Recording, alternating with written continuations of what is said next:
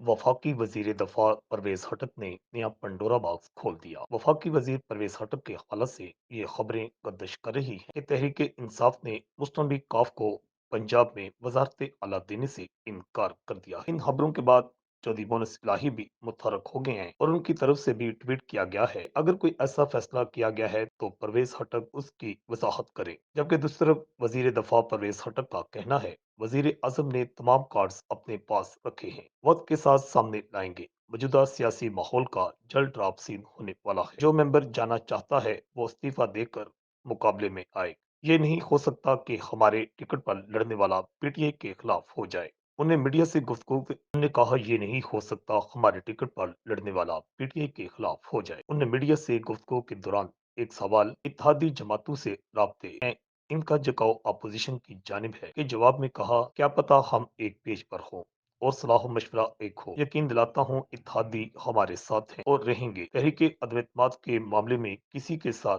कोई ज्यादती नहीं हो। कौमी असम्बली इजलास से मुतल्लक स्पीकर एक दो दिन में फैसला करेंगे। उन्होंने कहा, वजीर आजम ने तमाम कार्ड्स अपने पास रखे हुए हैं जो वक्त के साथ सामने लाए जाएंगे। जबकि दूसरी तरफ परवेज हटक के बयान पर चौधरी मोनस इलाही ने भी ट्वीट कर दिया है। चौधरी मोनस इलाही का कहना है कि मीडिया में रिपोर्ट हुआ है कि परवेज हटक ने मोनस इलाही को इस बात से आगाह कर दिया है कि काफरी को पंजाब की वजारत आला नहीं मिल सकती। इसकी वजाहत वफाकी वजीर परवेज हटक करें। रिपोर्ट अल हिजाज न्यूज, लाहौर।